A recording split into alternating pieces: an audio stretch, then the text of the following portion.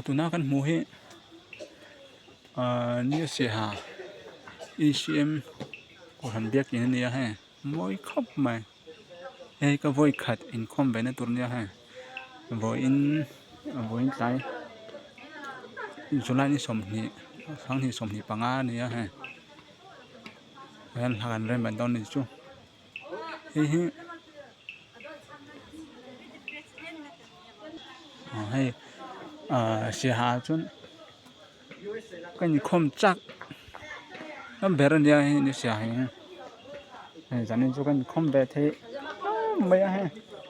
ha cảm ơn bằng chứ bộ ăn dọc mà này hey chung nó mà hen biết nhìn chung nó mà cho lúc thấy đỉnh đầu mấy thế à hay là berenda về này là rồi là thì hen hay lột thế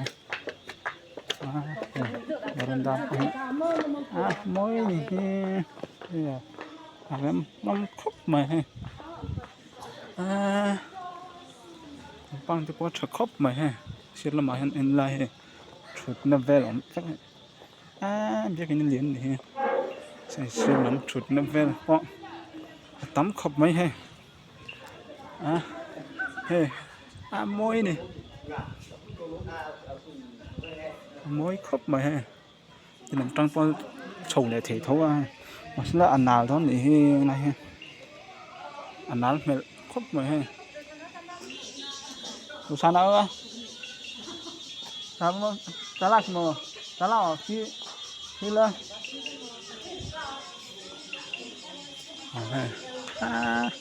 phải khóc mày thì chúng làm